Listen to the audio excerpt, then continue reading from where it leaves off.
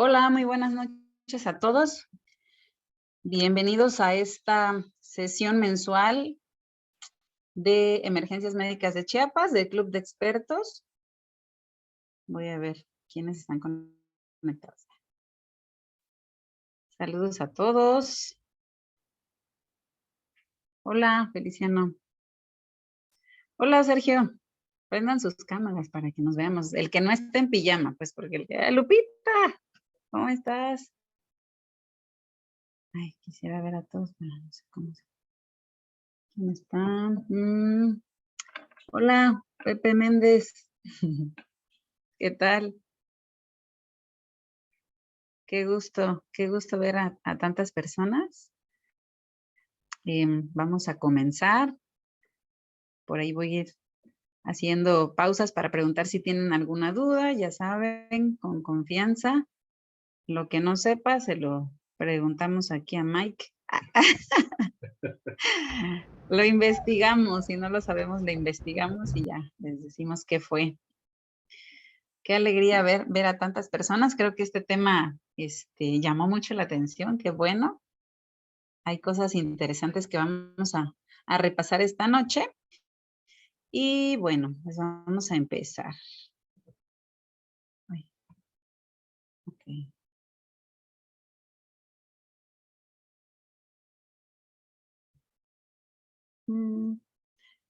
Mike, ¿cómo puedo fijar la pantalla? Sí, claro, ¿cómo es que se le dice? Que se vea una de las imágenes. Arriba. Arriba, entonces.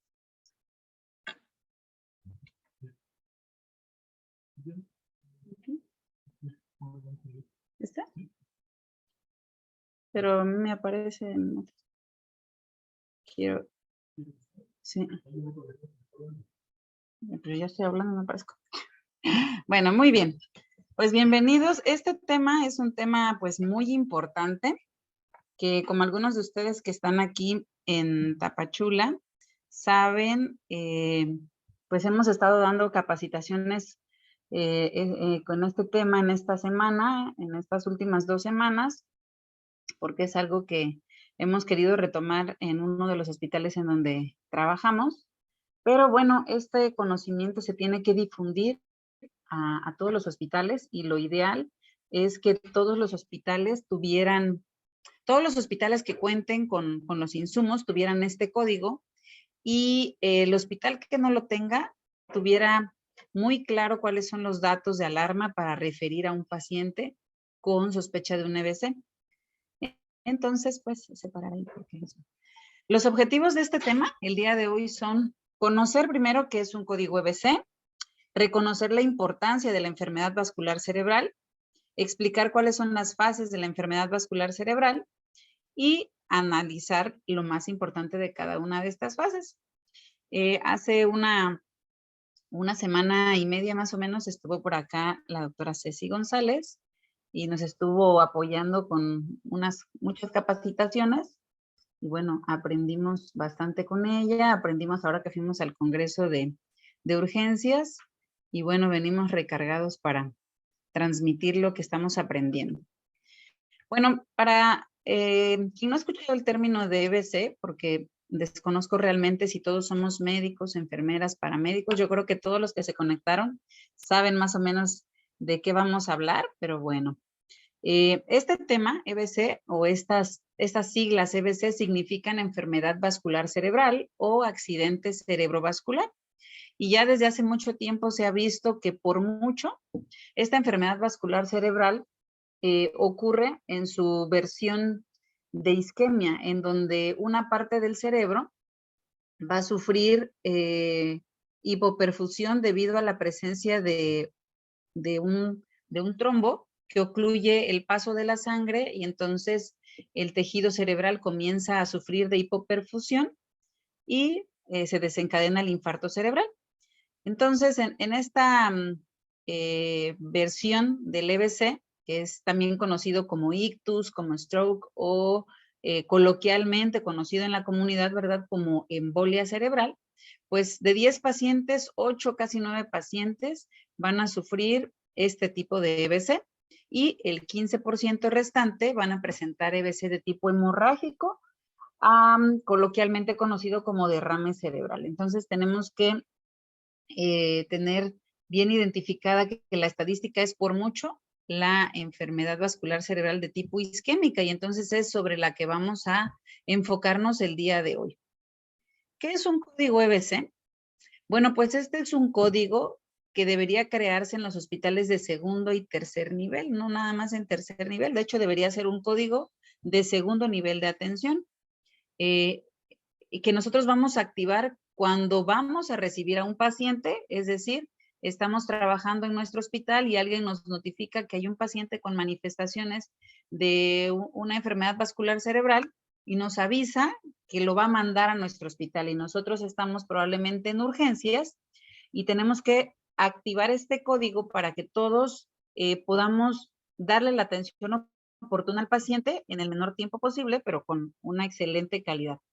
Entonces, lo activamos cuando vamos a recibir al paciente, o bien lo activamos cuando detectamos que hay un paciente que está manifestando EBC en un hospital, porque ya nos ha pasado que en un área de hospitalización el paciente manifiesta datos de un EBC, o en consulta externa comienza con datos de un EBC. Entonces, cuando nosotros detectemos a este paciente, también hay que activar el código.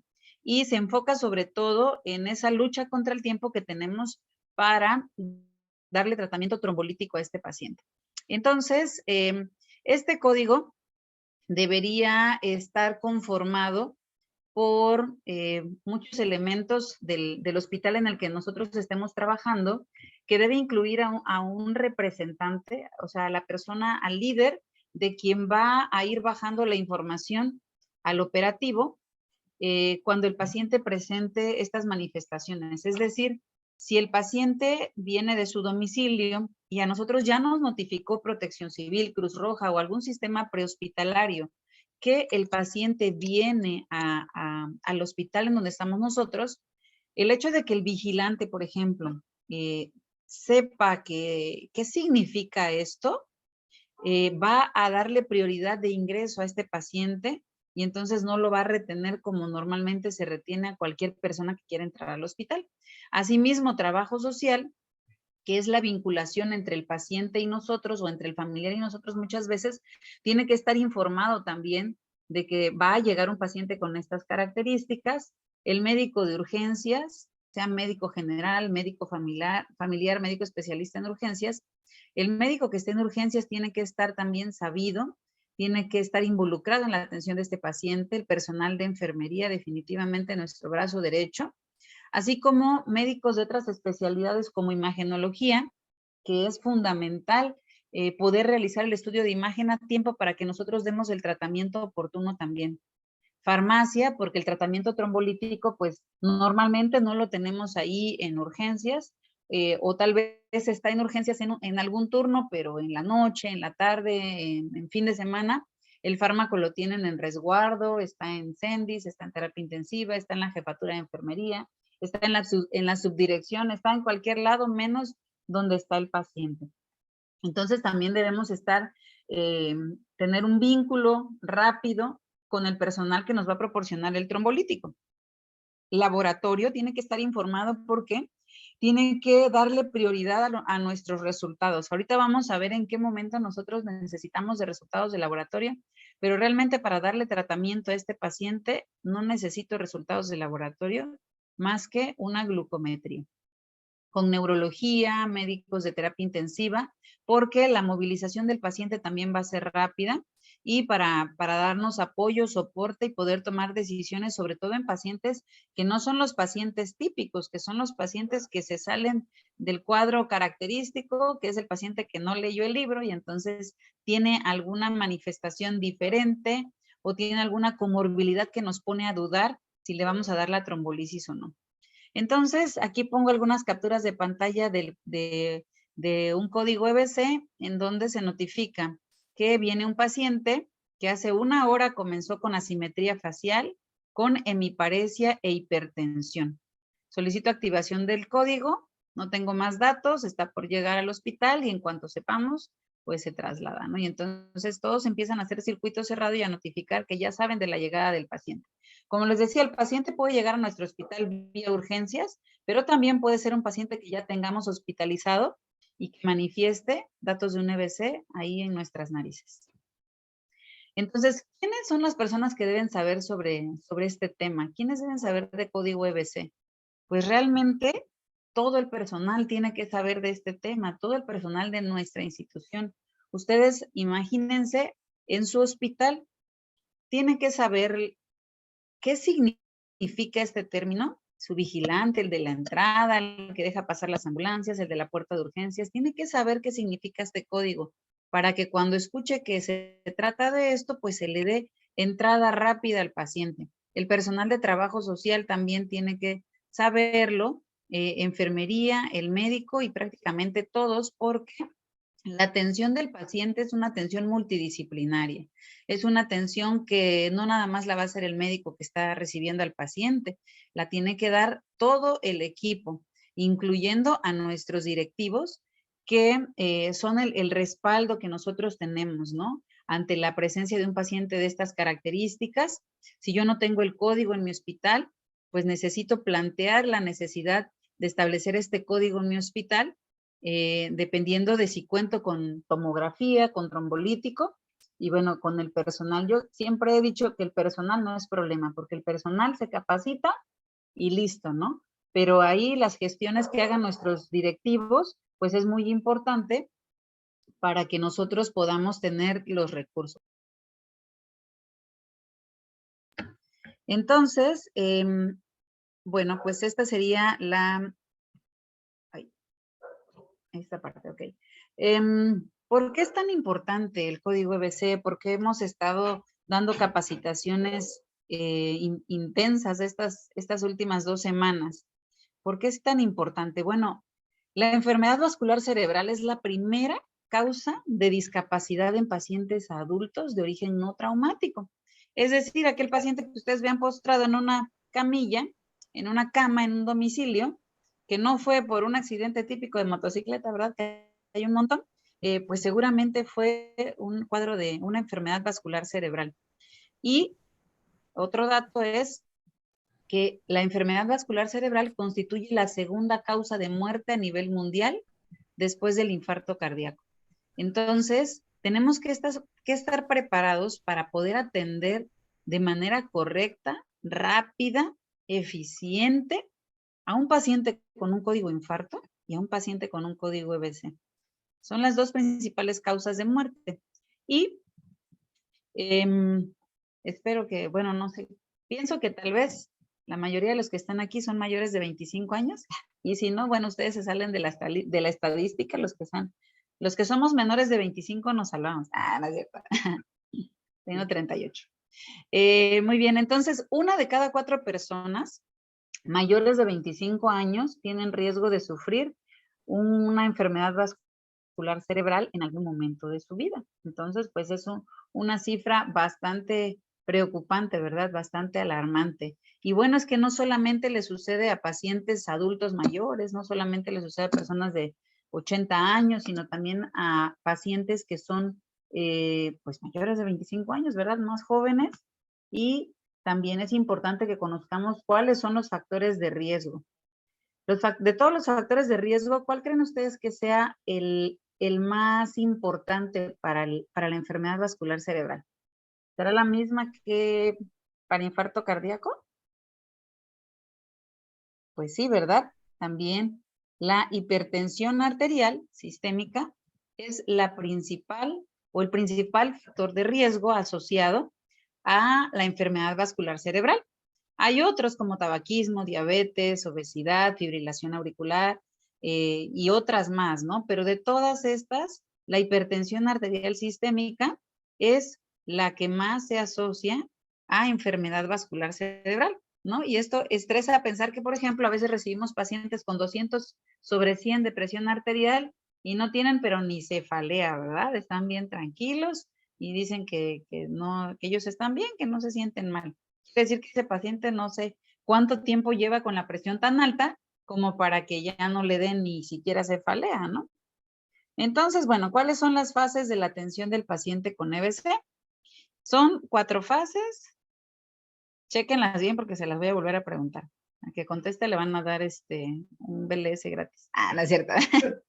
Muy bien, la primera fase es la fase prehospitalaria. Es aquella que va desde que los síntomas comienzan hasta que el paciente llega a la puerta del hospital, desde el inicio de los síntomas hasta que llega a la puerta del hospital. La segunda fase es la fase que se llama hiperaguda y esta fase es la fase que va desde que llegó a la puerta del hospital hasta transcurridos los primeros 60 minutos, es decir, 1 hora de haber llegado al hospital. Esa es la fase hiperaguda, es la fase en donde nos vamos así, terapia enzimática, todo sobre el paciente, para hacer todo muy rápido, de manera eficaz y con calidad, por supuesto. Y la tercera fase es la fase que se llama aguda. Esta fase va desde la primera hora hasta las primeras 24 horas y la fase posaguda es aquella que va de las 24 a las 72 horas. Entonces son 4 fases que tenemos. Vamos a ir platicando un poquito de cada una de ellas. Y bueno, ¿qué importancia tiene la fase prehospitalaria? Esta fase, hoy casi me hace llorar. Esta fase prehospitalaria es fundamental. Esta fase prehospitalaria es sobre la cual nosotros deberíamos incidir, sobre la cual deberíamos tener mayor impacto, porque pues de aquí depende si llega el paciente o no llega el paciente. Entonces, hay varias formas de reconocer. ¿Quién es el que reconoce que el paciente está sufriendo un AVC? ¿Quién reconoce que el paciente está sufriendo un AVC? ¿El paramédico? Pueden abrir micrófono, ¿eh? Estoy preguntando para que no se me vayan a dormir. Aquí Mike está tomando nota de los que participan. ¿El familiar? El familiar. Familiar. Hola, Isabel. El familiar. Si nosotros no capacitamos al familiar, entonces no va a haber paciente. Entonces tendríamos que primero empezar nosotros por nuestra casa, ¿verdad? Decirle a mi papá, a mi mamá, a mis abuelos, a mis tíos, cuáles son las manifestaciones de un paciente con EBC cuando es algo de alarma. Entonces, hay diferentes formas de poder identificarlo, ¿no? La escala que ustedes quieran utilizar, la que se les haga más fácil es lo mismo. Cincinnati, FAST y la verdad es que a mí me gusta mucho esta de camaleón porque el verde es mi color favorito. No, no es cierto. Porque como está en español, es muy fácil de que los familiares lo recuerden, ¿no? La cosa es que lo detecten para que se pueda trasladar rápido el paciente. Ahora que pienso, como abro las cámaras, creo que cuando quede grabada la presentación solo van a estar viendo, ¿no? Ah, bueno. Ah, es de ahí, ¿verdad? Ok. Entonces, bueno, ¿qué importancia? El paciente, que nosotros podamos identificar, o que el paciente, el familiar identifique cara, asimetría facial, la cara, la boca se desvía, el ojo se cierra, se borran los surcos que tenemos de la expresión, mano, el brazo está paralizado totalmente o está debilitado, lo siente pesado, entumido, y puede ser la mano, o sea, refiriéndose al brazo, puede ser la pierna, y es muy frecuente que sea mano y pierna, quizá en diferente intensidad mano y pierna, pero en cualquiera de ellas, ¿no? Entonces hay una asimetría en la fuerza de un hemicuerpo contra otro, puede ser hemiplegia, puede ser hemiparesia. LE del lenguaje. ¿Qué pasa aquí? El paciente empieza a balbucear en lugar de hablar, el paciente habla enredado, habla con la lengua pesada, el paciente no habla o el paciente dice incoherencias. Algo raro sucede con el lenguaje del paciente que imposibilita que se pueda comunicar de manera adecuada. Entonces, es importante que los familiares detecten esto y pues de encender el teléfono y pedir ayuda, ¿verdad? Entonces, pues todos ustedes son personal de salud de alguna forma y bueno, si alguien de su familia llegara a detectar estas manifestaciones, que les avisen para que ustedes puedan hacer el traslado al hospital que cuente con código EBC. Entonces, aquí en Tapachula, pues se tiene el proyecto con la doctora Anita Solís, la jefa de urgencias del Hospital General Tapachula, con la doctora Xochitl Reina del Seguro Social, de que ya se implante también el código EBC.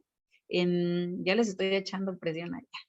De que se implante el código EBC en estos dos hospitales, y bueno, Ciudad Salud ya lo tiene implantado, y pues la idea es que podamos tener una red local aquí en Tapachula de pacientes con EBC. Entonces, ahí donde ustedes están, en Tuxtla, pues ya tienen que tener bien su código establecido en el Gómez Maza, en Comitán, en Palenque, no sé de qué hospitales se estén contactando, de qué unidades estén ustedes, pero si su hospital tiene tomógrafo, tiene trombolítico, pues ya lo tienen todo casi, el personal se capacita y listo. Entonces, debería hacerse. Y si ustedes no están en un hospital en el que puedan hacer el tratamiento, entonces tienen que buscar cuál es el vínculo hacia qué hospital más cercano tiene el código para que ustedes puedan apresurar la movilización del paciente. Entonces, esta parte, ahorita les voy a poner un audio que ahorita se me acaba de ocurrir que les quiero compartir para sensibilizarlos y ver ustedes, que vean ustedes la importancia que tiene este código. Entonces, cada tarea para el día de hoy, entre hoy y mañana, que ustedes puedan dar a conocer a su familia cuáles son estos datos. Por ahí adelantito les voy a mostrar, creo que lo puse, un link. Pueden entrar a la página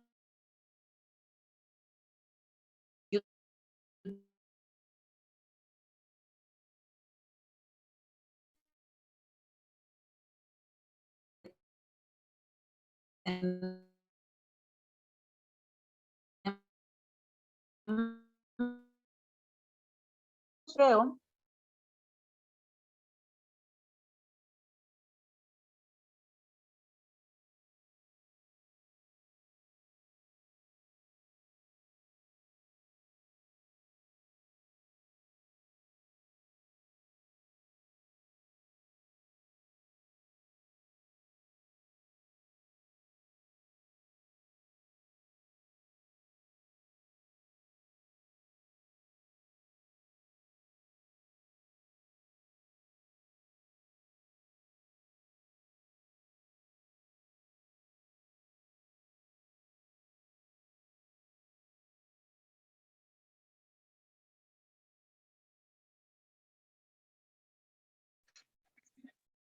Apagó su micrófono, doctora.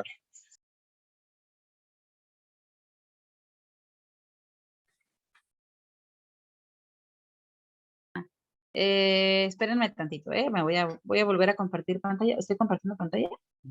No, ok. Ok. Y ahí estoy compartiendo. Okay. Bueno, muy bien. Entonces aquí vamos, ¿no? Las fases. Estaba yo preguntando cuáles eran las fases, porque acabamos de platicar un poquito sobre la primera fase, que es la prehospitalaria, y ahorita nos vamos a meter a la segunda fase, que es la fase hiperaguda, que dijimos que va desde que el paciente llega a la puerta de urgencias hasta que transcurren los primeros 60 minutos, ¿ok? Y nos vamos a detener ahí. Bueno, entonces, este papel, perdón, en la prehospitalaria, el papel del paramédico también es muy importante.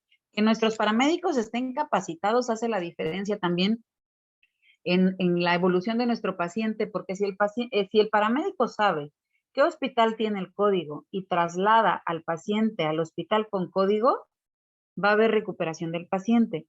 Si el paramédico no sabe qué hospital tiene el código, pues se va a ir al hospital que el familiar le diga, ¿no? No sé, probablemente les quede más cerca algún otro. Y aquí es importante recordar que no es llevar al paciente al hospital más cercano, sino llevar al paciente al hospital que cuente con el código. Entonces, o que cuente con los recursos, que cuente con la tomografía y el trombolítico.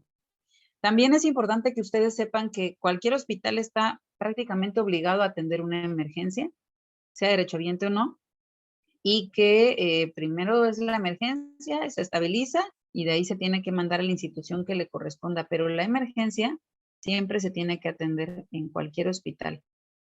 Si yo, por ejemplo, no soy derechohabiente del IMSS y me da un infarto o tengo un EBC y estoy cerca del IMSS, en teoría la institución está obligada a atenderme la emergencia y ya luego mandarme a donde me tenga que mandar, pero la emergencia tendría que atenderla. Muy bien, entonces, ¿qué hacemos en la etapa hiperaguda? ¿Qué es lo importante? ¿Qué es lo que sucede acá?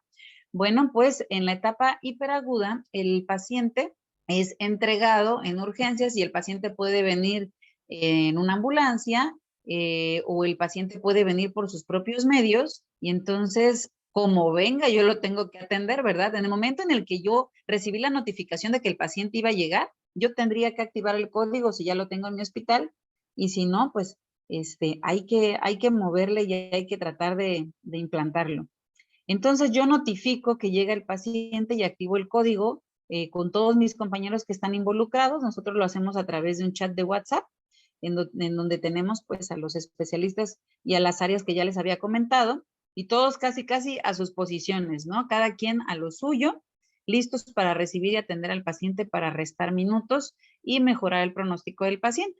Entonces, si yo ya activé el código, además ahora cuando llega el paciente tengo que activar un cronómetro porque es una lucha contra el tiempo la que vamos a llevar y necesito ir midiendo mis tiempos para saber si estoy en las metas que las guías me marcan.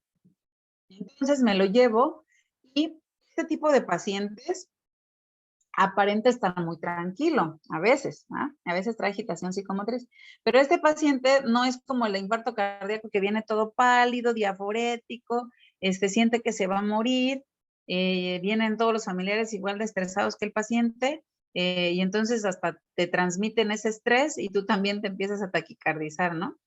En cambio, el paciente con EBC, pues viene quieto, sin hablar, sin moverse, respira bien la mayoría de las veces, entonces pareciera que está muy tranquilo, ¿verdad? Y podríamos categorizar mal a ese paciente. Entonces, el paciente de EBC es prioridad 1 de triage, es una emergencia. Incluso tenemos menos tiempo para trombolizar a un EBC que para trombolizar a un paciente con infarto cardíaco. Un EBC tiene 4 horas y media y un infarto cardíaco tiene 12 horas. Entonces, incluso ahí también habría que considerarlo, ¿no? Entonces, este paciente tendría que ser atendido en la sala que tenga monitor, en una cama con monitor. Si tengo sala de choque, lo paso a choque, y si no tengo sala de choque, pero tengo una cama con monitor que funciona como choque, pues ahí lo meto. Y si no, pues lo meto a una cama y jalo un monitor. Si no tengo monitor, jalo el desfibrilador del carro rojo y activo a mi equipo para que venga a ayudarme. Entonces, en esta fase nosotros, al llegar el paciente, activo el código, y yo no había activado el código y llego a la cama del paciente y me doy cuenta y me dicen que es un probable EBC, o estoy pasando mi visita en HOSPI y ahí me percato de que está manifestando esos datos, o en el momento en el que yo lo detecte, tengo que activar mi cronómetro y tengo que activar el código también. Entonces, a partir de ahí yo tengo 10 minutos, solamente tengo 10 minutos, esa es mi meta de tiempo, para realizar una evaluación, un enfoque sistemático, una evaluación completa del paciente, ¿no? Ustedes saben ya muy bien que este ABCD, pues es el ya conocido en ACLS, ATLS, PALS y casi todos los CLS, pero puse aquí en algunos recuadros algunas cosas en las que hay que, o las que hay que recordar para el paciente con EBC. Ya sabemos que la vía aérea es que esté despejada, que esté mantenible, que si tiene secreciones las tengo que aspirar, pero además en el paciente con EBC no vamos a darle nada por vía oral hasta que hagamos una evaluación de la deglución del paciente. Entonces, por el momento nos vamos a olvidar de darle captopril, losartán, aspirina. No le vamos a dar nada porque el paciente viene llegando y todavía lo estoy evaluando. Me dijeron que probablemente sea un EBC. Todavía lo estoy evaluando. Estoy en mi primera vuelta de esta evaluación del ABCD. Entonces, no le voy a dar nada vía oral a mi paciente, aunque lo vea despierto, porque el 78% de los pacientes con EBC tiene problemas para deglutir. Entonces, no me voy a arriesgar a ver si mi paciente es de del 78% o es del restante, ¿no? Entonces, por el momento no le voy a dar nada. En B, pues nosotros sabemos que hay que evaluar cómo está el patrón respiratorio de mi paciente, si perdió el estado de alerta, no sé si vomitó, se broncoaspiró, si convulsionó, que las convulsiones no son como el escenario más común del paciente con EBC isquémico, es un poco más frecuente en los pacientes con EBC hemorrágico. Entonces tengo que evaluar cómo está respirando, trae estertores, le ponemos el oxímetro, evalúo su saturación de oxígeno y si vienen saturando al 98, 99%, no requiere oxígeno. Solamente le vamos a poner oxígeno a ese paciente si tiene una saturación menor o igual a 94 o 92%, dicen las últimas guías de la. Entonces solamente le voy a poner oxígeno si tiene una saturación inferior a eso. Si está saturando al 100%, no necesita que le ponga oxígeno. 95% no necesita oxígeno. ¿Ok? Obviamente que el dispositivo de oxígeno que yo le ponga a mi paciente, pues va a depender del patrón respiratorio, ¿verdad? La mayoría de los pacientes con EBC no traen tantos problemas a nivel de ventilación, sobre todo si vienen dentro del periodo de las 4 horas y media.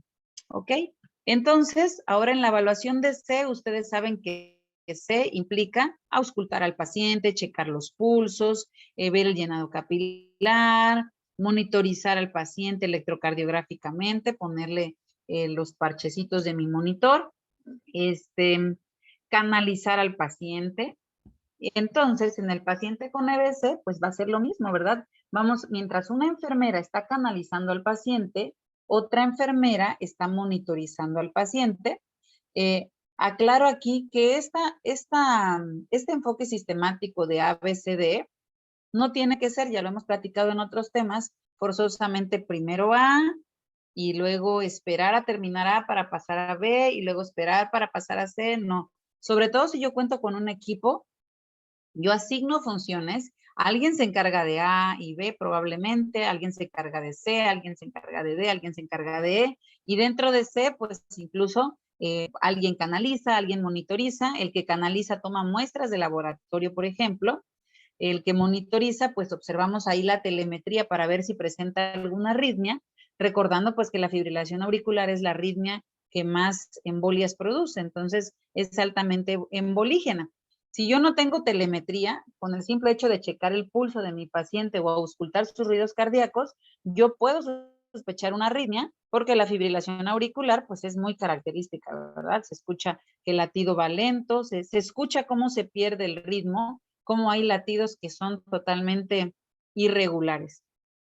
Y pues va a tomar muestras de laboratorio mi enfermera. Aquí, las muestras de laboratorio, si ustedes se dan cuenta en esta primera evaluación del ABCDE, se toman, pero yo no estoy esperando resultados para darle tratamiento al paciente. Solamente hay ciertas condiciones en donde sí voy a necesitar los resultados, pero en la mayoría de los pacientes no necesito resultados de laboratorio.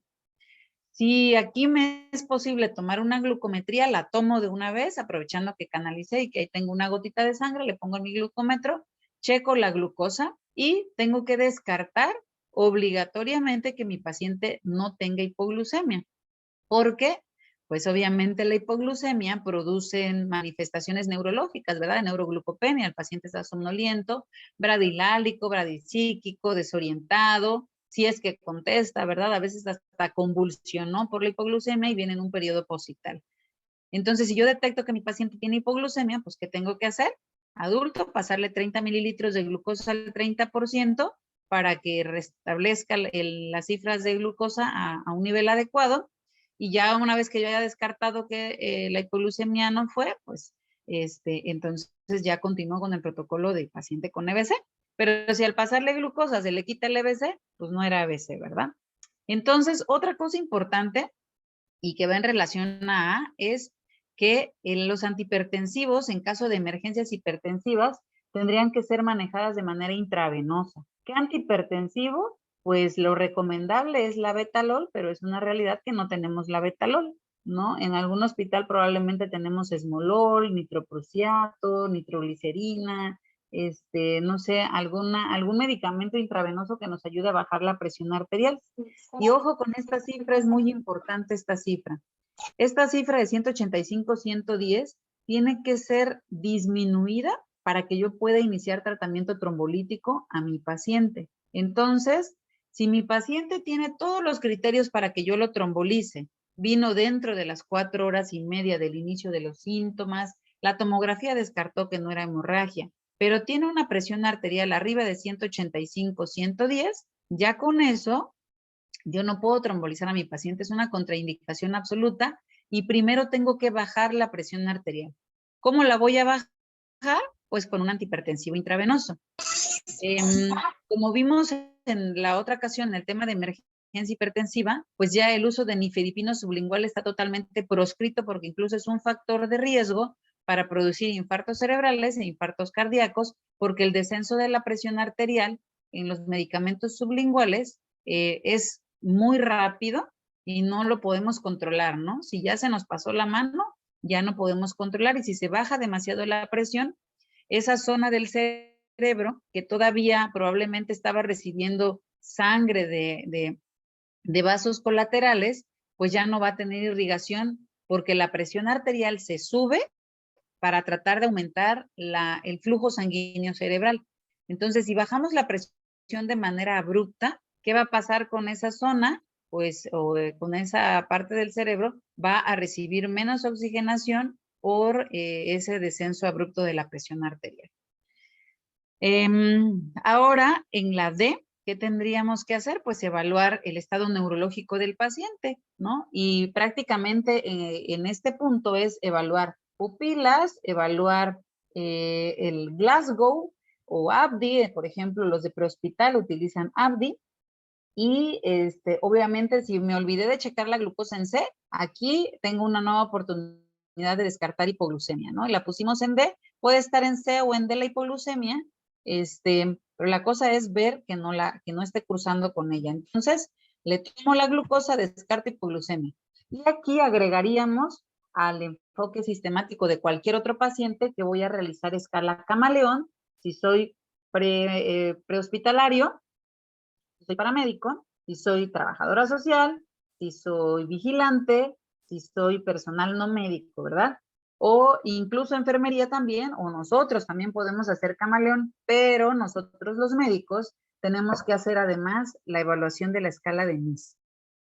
Esta escala es la escala recomendada para hacer evaluación neurológica en el paciente con EBC. Es una escala larguita que evalúa 11 parámetros y que algunos términos de la escala resultan un poquito confusos, pero que tenemos que estar familiarizados con esta escala porque tenemos que hacerla y a veces leerla, dice uno, ah, sí, ya. Pero a la hora que lo aplicas, ¿cómo le evalúas campimetría si el paciente no te colabora o su nivel de comprensión está disminuido, ¿no? Entonces es importante que nosotros nos capacitemos también en cómo hacer la evaluación. Ahorita voy a platicar un poquito de esto. Y bueno, entonces aquí, retomando lo que les decía de los tiempos de coagulación y los estudios de laboratorio, yo no necesito resultados de laboratorio para darle tratamiento a un paciente con EBC, a menos que yo ya sepa que mi paciente tiene coagulopatía, que yo ya sepa que mi paciente sufre de trombocitopenia o que yo ya sepa que mi paciente tomó acenocumarina, warfarina o se puso heparina en las últimas 24 48 horas. En estas circunstancias únicamente sería cuando yo tendría que esperar el resultado de los tiempos. Fuera de esta situación, de este recuadro verde, yo no tengo que esperar ningún, ni VH, ni triglicéridos, ningún resultado de laboratorio para darle tratamiento trombolítico a mi paciente. Entonces, eso es muy, muy importante. ¿Cuál dijimos que es el único estudio de laboratorio que necesito para darle trombolisis a mi paciente? ¿Alguien me puede contestar? ¿Cuál es el único estudio de sangre que necesito? Los tiempos de coagulación. Ajá, los tiempos solamente en esta circunstancia, en estas 3 circunstancias. Pero de ahí a nadie le esperamos los tiempos. La glucosa, ¿ok? La glucosa, necesito glucosa. Si hay un estudio que necesito para todos mis pacientes, es glucosa. Tiempos, química, pH, troponina y todo eso, lo pido, pero no lo necesito para darle tratamiento, a menos que mi paciente yo ya sepa que tiene coagulopatía, trombocitopenia o toma estos medicamentos. De lo contrario, no. Es decir, al grueso de los pacientes no necesito más que la glucosa. Gracias, Teresita. Ahora, en la E, ustedes saben que la E es E de exponer al paciente y revisar si tiene algún dato de alarma, ¿no? Algún dato que me preocupe, alguna hemorragia externa, no sé, algo que a simple vista me preocupe. Pero para enfocarnos en el paciente con EBC y que no nos olvidemos, vamos a denominar que la E, aparte de exponer al paciente y checar la temperatura del paciente, va a ser E de evaluar la hora cero, ¿ok? ¿Alguno de ustedes recuerda a qué se refiere este término de hora cero? Hora cero se refiere, ay, creo que lo puse en la otra diapo. Bueno, voy a retomar tantito lo de la escala de Nice, perdón. Voy a retomar lo de la escala de Nice y Doctora, como les perdón, la decía, hora cero, ajá, la hora cero es de cuando inician los síntomas. así es correcto, Roset, gracias. Ahorita lo voy a explicar en la siguiente diapositiva. Bueno, para la escala de Nice, los invito a que entren a la página de YouTube que tenemos, Emergencias Médicas de Chiapas, y en esa página, con la doctora Isabel, grabamos un video de cómo hacer la evaluación de la escala de Nice. Esta escala, pues, como les decía, a veces resulta un poquito enredadita, pero tenemos que estar, sobre todo al inicio, tenemos que estar bien familiarizados para poderla evaluar y practicar muchas veces esta escala. La semana pasada que estuvo, y antepasada que estuvo la doctora Ceci González con nosotros de la iniciativa Angels, ella nos compartió que entrando, si ustedes entran a Google y le ponen iniciativa Angels, se escribe Ángels, ustedes pueden entrar, ponen su correo electrónico, ponen su nombre y ponen un hospital al que ustedes estén afiliados. Me imagino que el Gómez Maza ha de estar dado de alta, que el Seguro Social. En el caso de nosotros, pues le ponemos ahí Ciudad Salud. Pueden ustedes acceder y ahí hay muchas herramientas que les pueden servir, formatos de lista de comprobación de medicamentos, vienen unos simuladores de casos clínicos de pacientes con EBC, vienen unas certificaciones gratis en línea para enfermería, para evaluar deglución, viene una certificación que se llama ASLS, que es como el ACLS, pero este es exclusivo del paciente con EBC, se llama Advanced Stroke Life Support. Entonces, ustedes pueden entrar y curiosear, ahí hay mucha información, la verdad, que es de mucha ayuda y pues es gratis, ¿no? Entonces, ustedes pueden aprovechar esa herramienta. Ahora, la escala de Nice es muy importante porque en base al puntaje que nos dé, nosotros podemos clasificar al EBC como un EBC leve, menor de 4 puntos, un EBC moderado de 5 a 19 puntos y un EBC grave mayor de 20 puntos. Hace un tiempo, cuando teníamos un EBC con un NIS mayor de 20 puntos, decíamos, ay, no, mejor no hay que trombolizarlo 25 porque va a sangrar, ¿no? Entonces, ahora la escala de NIS o el puntaje ya no es una contraindicación para trombolizar al paciente.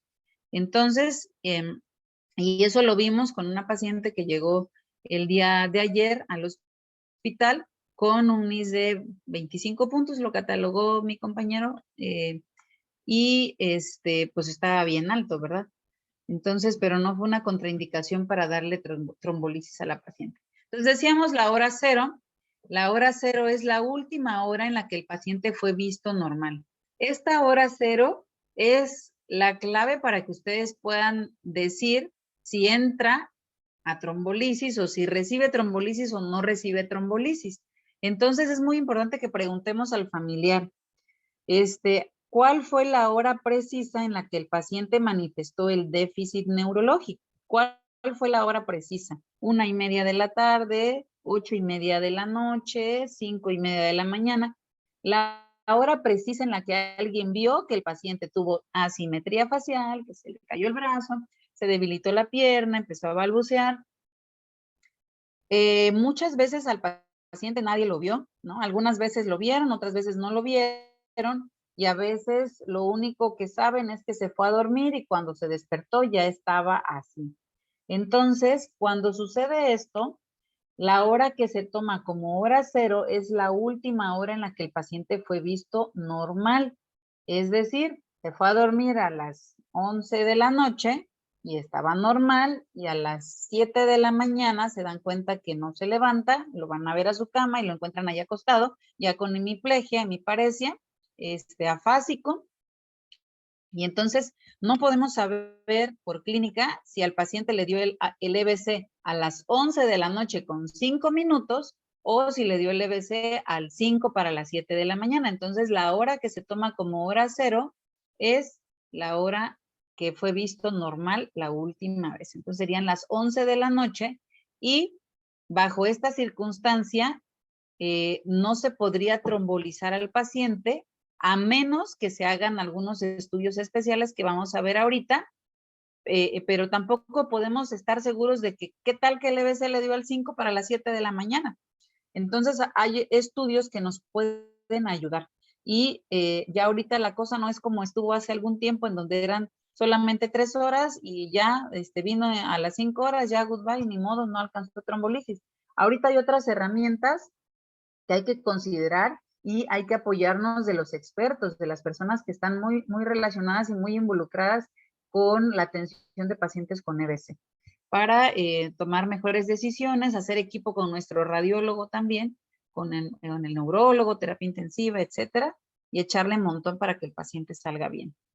Entonces, hasta aquí vamos bien. ¿Alguien tiene alguna duda sobre lo que he dicho hasta el momento?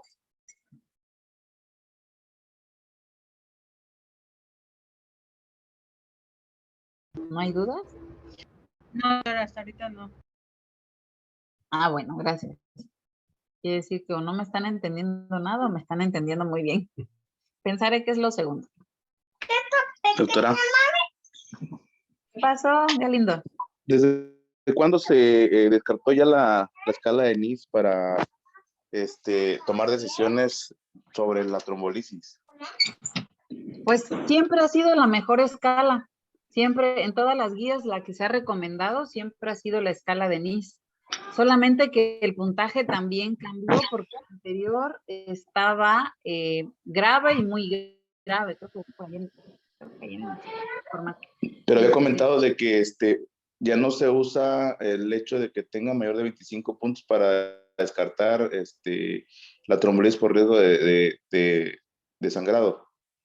Ajá, sí, sí. Sí, ya no se recomienda, o sea, ya no tenemos la limitación de que porque tenga 20 de NIS, y bueno, nosotros lo vimos precisamente ayer con una paciente que llegó con 25 de NIS y se le dio la trombolisis, y ahorita digamos que ese riesgo de sangrado se está enfocando un poquito más en la escala de Aspect, que ahorita la vamos a comentar también, como en unas diapos adelantito. Si quieres artículo, te mando artículo, ¿te parece? Perfecto, gracias, doc. Dale, muy bien. Entonces, vamos a... ¿Hasta aquí cuántos minutos llevamos del tiempo puerta valoración médica, dijimos? ¿Cuánto tiempo teníamos para hacer la valoración médica? 10 minutos. Muy bien, sí, Sergio, gracias. 10 minutos desde que llegó a la puerta del hospital hasta que yo le hago el ABCD. Una vez que yo ya hice esto, entonces, como activé mi código, pues ya mi compañero de imagen sabe que el paciente está próximo a ingresar.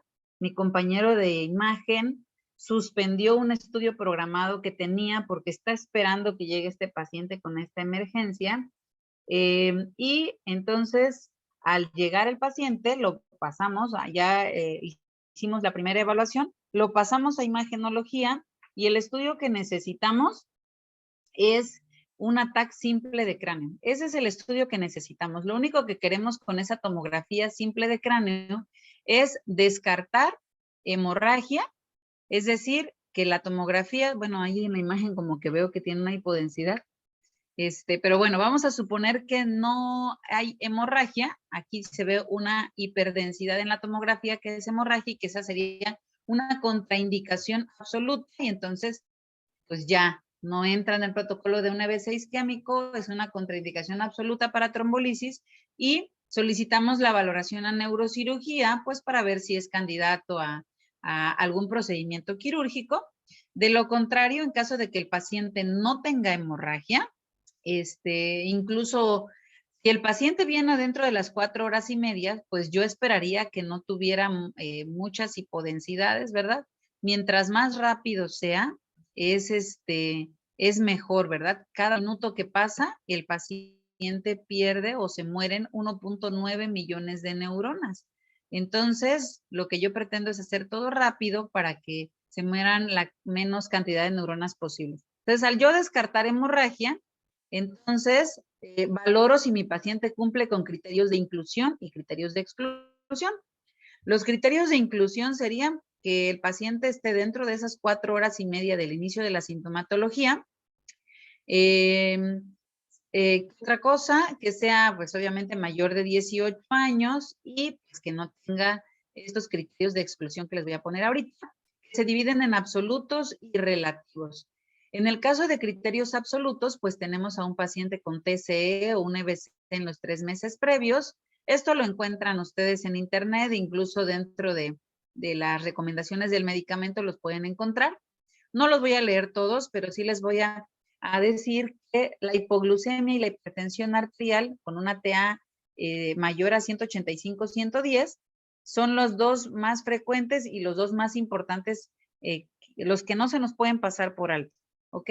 Tal vez no nos los vamos a aprender de memoria todos los de aquí de los cuadros, pero sí tener una tabla ahí en nuestro servicio de urgencias o un formato. Nosotros tenemos un formatito en donde de un lado tenemos el flujograma de lo que vamos a ir haciendo con el paciente, con los tiempos, lo que tenemos que conseguir en cada tiempo. En el reverso tenemos la escala de NIS para ir poniéndole cuánto tiene de puntaje. Y tenemos también criterios estos de contraindicación y unas escalas que vienen allá adelante. Y eso nos sirve de acordeón. Y ya tenemos unos impresos y ahí los vamos llenando cada vez que va llegando algún paciente. Entonces, recordar que para que yo dé la trombolisis debe tener el paciente menos de 185-110 para iniciar la trombolisis y en el caso de la hipoglucemia, pues que tengo que primero revertir la hipoglucemia para descartar que no era esa la causa del déficit neurológico. Entonces, el tiempo que yo tengo para una tomografía realizada e interpretada son 45 minutos desde el momento en el que mi paciente llegó a urgencias. Entonces, mi primer tiempo, ya dentro de esta fase hiperaguda, es desde que entra al hospital, toda la fase tarda 60 minutos, dijimos, ¿no? Esa fase hiperaguda se subdivide, digamos, y el tiempo puerta valoración médica son 10 minutos, puerta tomografía son 45 minutos de tomografía realizada e interpretada, porque solo realizada son 25 minutos. Entonces, y de ahí, el siguiente tiempo que tengo que cumplir que mi paciente no tiene hemorragia es el tiempo puerta aguda. Iniciando la aplicación del trombolítico, son 60 minutos. ¿Está bien mi internet? ¿Se escucha? No. Entonces, si mi paciente después de hacer el chequeo, el checklist de contraindicaciones, sigue siendo candidato a fibrinólisis, entonces tengo que aplicar el medicamento. ¿Cómo voy a aplicar el medicamento? Pues el medicamento recomendado es RTPA o Alteplasa. La dosis es 0.9.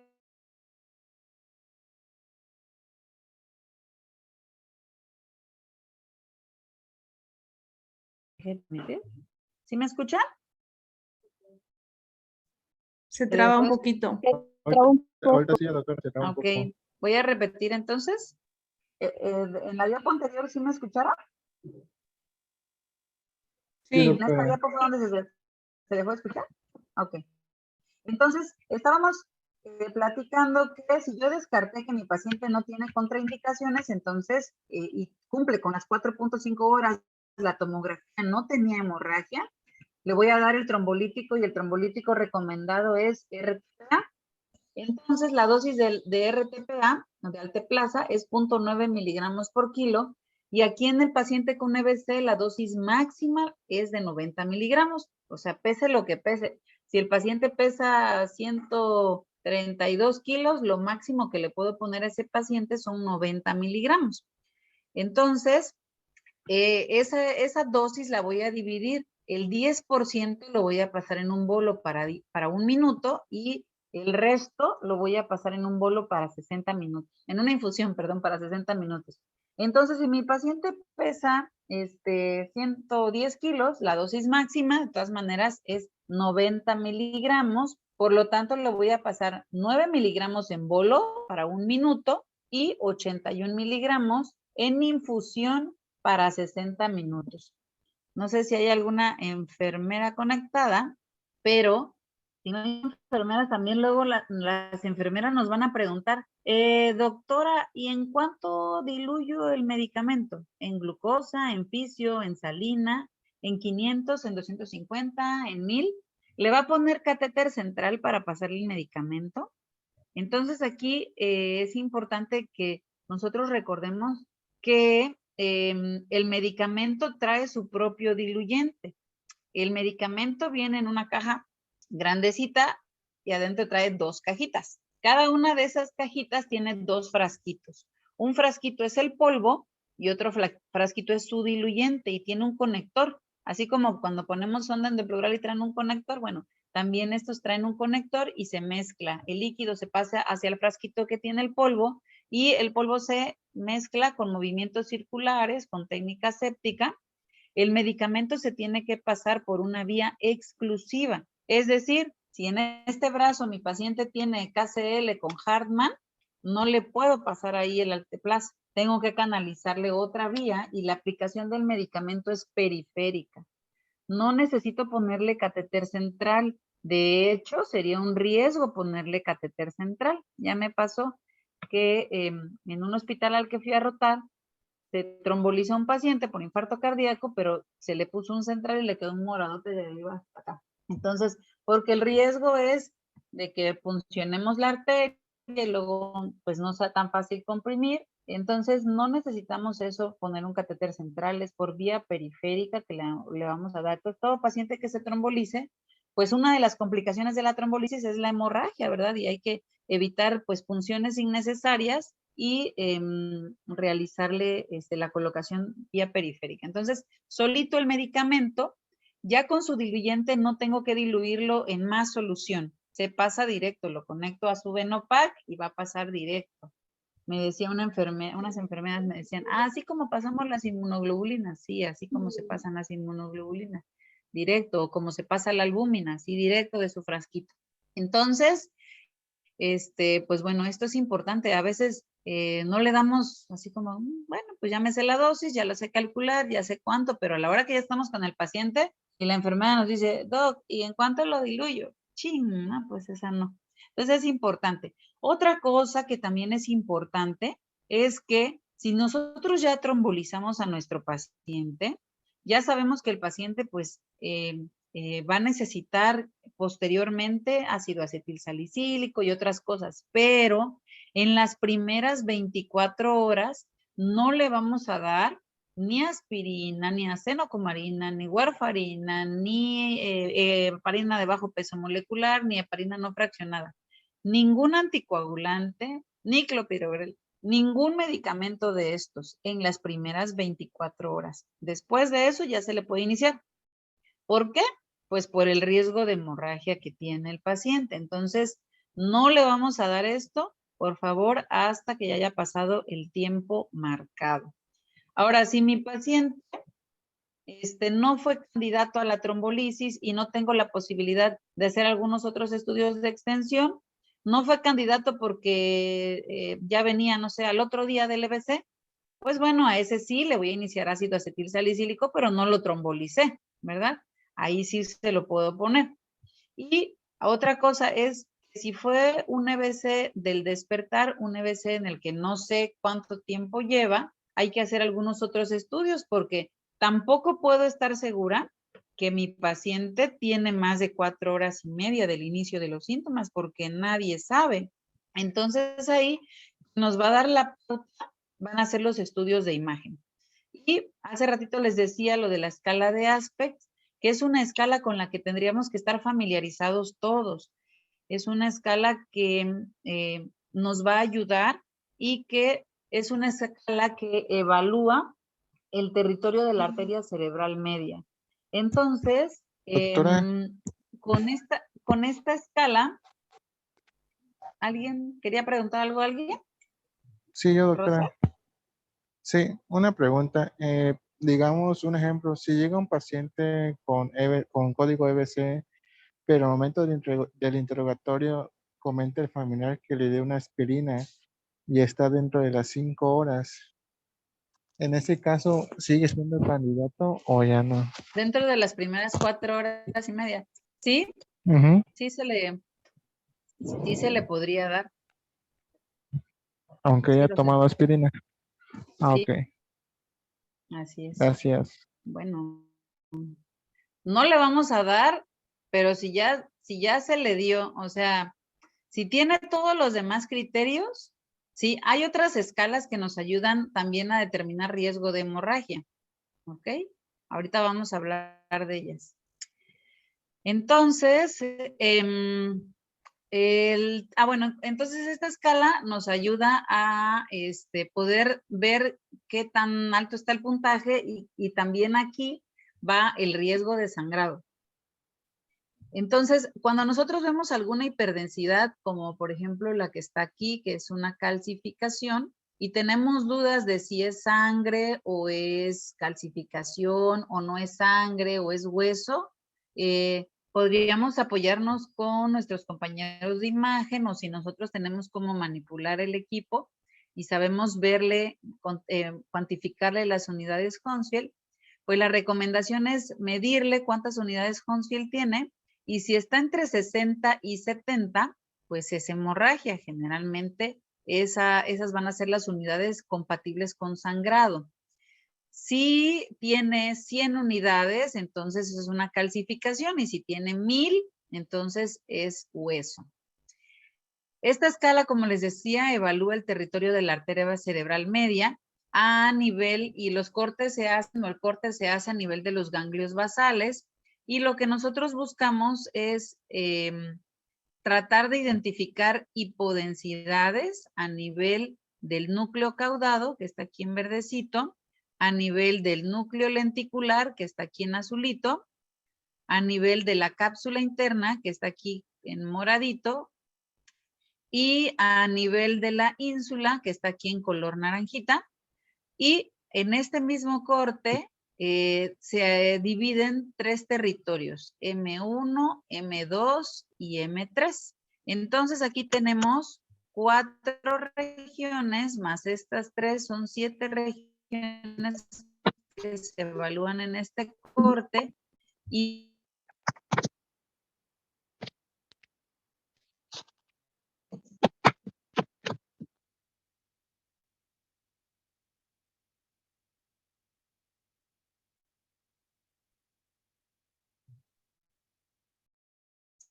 ¿sí me escuchan? Se cortó No, la se voz. trabó.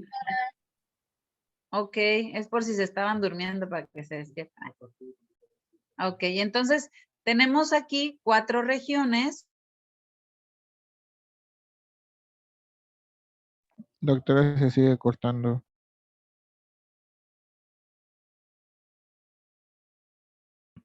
A ver si no me conecté a otro.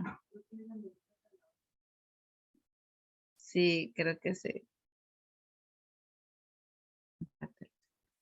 Creo que como que busca conectarse a otra red de internet y entonces ahí, ¿sí? ¿Ya me escuchan? Ah, bueno. Ok. Sí, doctora. Bueno, entonces hablábamos de esa escala y que aquí tenemos 4 regiones y 3 regiones son 7 y 5 milímetros por arriba de este corte. ¿Sí se ve la imagen? Tenemos estas otras 3 regiones que son M4, M5 y M6. Entonces, ¿qué sucede con esta escala? Esta escala nos dice, ustedes o el paciente tiene 10 de calificación cuando llega. Por cada zona que nosotros veamos con hipodensidad, yo voy a ir restando un punto. Es decir, si yo observara hipodensidad aquí, e hipodensidad aquí, e hipodensidad aquí, en M1, en M3, en M5, por decir algo, entonces tendría que restarle a esos 10 puntos, 3 puntos, ¿no? Y diría que mi paciente tiene un aspect de 7 puntos.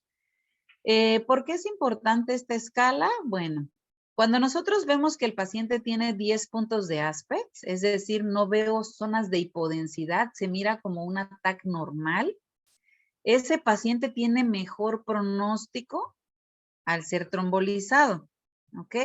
Si tiene su déficit neurológico, viene dentro de las 4 horas y media, y al hacer la tomografía descarto, no hay hemorragia, y tampoco veo zonas de hipodensidad. A ese paciente le va a ir mejor. Así fue como llegó la señora de ayer. Otra cosa es que cuando el paciente tiene un aspect menor de 7 puntos, tiene más riesgo de volverse hemorrágico. Y también que, y que también puedo apoyarme de algunas otras escalas. ¿Qué otras escalas existen? Y que me van a servir en el paciente con EBC y que les va a quedar de tarea para que las tengan, las impriman, se familiaricen con ellas. ¿Sí? Esta escala es la de Rankin, que nos habla de discapacidad del paciente. La escala de Dragón y la escala de Sedan considera pues varias cosas, cuánto tuvo de Rankin, la edad del paciente, el nivel de glucosa, tal. Mientras menos puntos tenga el paciente en Sedan y en Dragón, pues es mejor pronóstico para él, ¿no? Entonces, estas escalas también nos van a ayudar para tratar de ir determinando si el paciente tiene, qué tanto riesgo tiene de complicarse con alguna hemorragia, ¿no? Bueno, ¿qué hacer si dudo entre un EBC y un ataque isquémico transitorio? No sé si les ha tocado ver algún paciente que según venía con hemiparesia o hemiplegia y cuando llega al hospital ya está como si nada, ¿no? Ya no tiene nada, alta.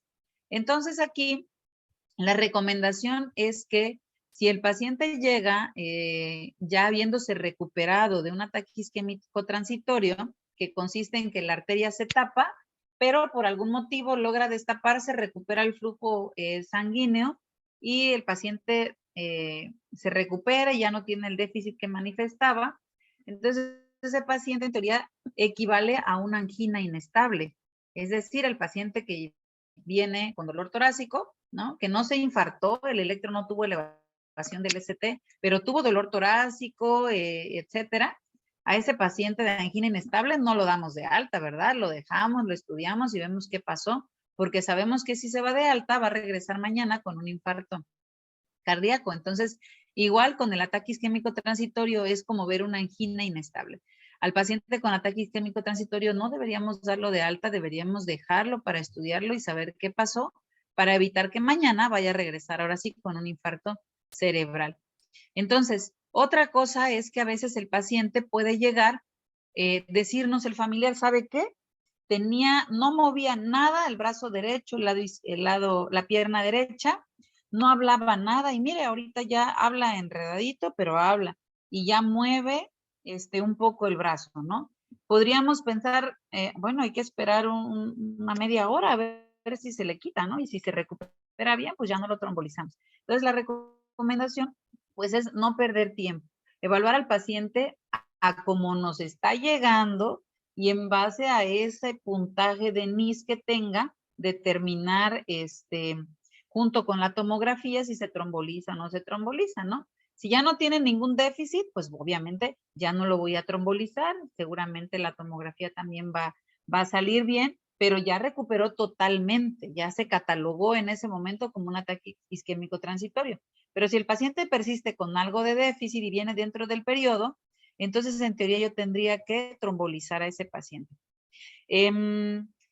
Es como cuando nosotros vamos a dar RCP y checamos, ¿tiene pulso? Y no tiene, sí tiene, no lo sé, no estoy seguro, chécale tú. Y en lugar de ser a 5 a 10 segundos del chequeo de pulso, ya llevamos 40 porque ya 4 personas le checaron durante 10 segundos el pulso. Entonces, en la RCP, si nosotros dudamos de tiene pulso o no tiene pulso el paciente, ¿qué hacemos?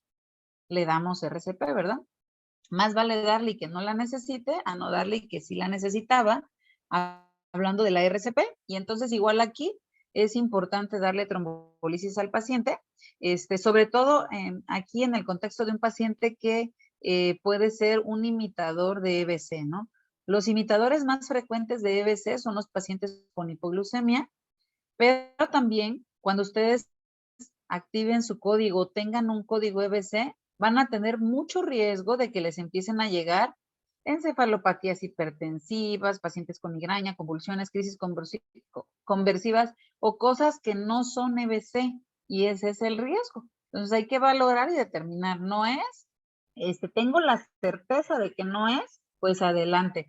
Pero si yo ya hice todo mi ABCDE, ya le apliqué NIS, ya evalué al paciente y me sale, no sé, tengo un NIS de 6, lo llevo a la tomografía, la TAC no muestra hemorragia, Aspects de 10, y yo digo, ay, pues sí tiene, viene dentro del tiempo, lo trombolizo, no lo trombolizo, pero no estoy seguro de si tal vez tiene, no sé, alguno de estos cuadros o alguna otra cosa que puede imitar un EBC. Ante la duda, pues también tendríamos que darle tratamiento, siempre y cuando pues tenga dentro del tiempo de trombolisis y siempre y cuando se haya descartado la hemorragia y no tenga contraindicaciones para la trombolisis. Entonces, a ver cuáles eran las fases. ¿Alguien se acuerda? ¿Qué seguía de la fase hiperaguda? La aguda. Eso, la aguda. Jaime Alberto Galindo. La aguda que va de 1 a 24 horas. ¿Ok? Te voy a dejar dormir en la guardia porque estás contestando. No sé. De 1 a 24 horas, ¿ok? Y la posaguda de 24 a 72 horas. Entonces, hasta aquí, tiempo puerta aguja, ¿de cuánto era? 60 minutos también, ¿verdad? 1 hora. Entonces, ahora vámonos a la aguda. Pasando la primera hora, ¿qué tendría que hacer? Esta fase hiperaguda seguramente nos toca a nosotros en urgencias, metimos a nuestro paciente en la sala de choque y ya lo trombolicé. Pero ahí no acaba la chamba. Hay que hacer reevaluación de nuestro paciente. Ahora sí, ya está pasando la infusión, tal vez ya está terminando o tal vez ya terminó la infusión de la trombolisis, no lo sé. Seguramente está por terminar, ¿no? Tengo que evaluar, ahora sí tengo que hacer una evaluación de la deglución. Hay varios test. Yo la verdad nunca había hecho la evaluación de estos test de deglución y bueno, ahora el que estuvimos haciendo fue el de GUSS, G-U-E-S-S, perdón, ahorita los vamos a ver por ahí.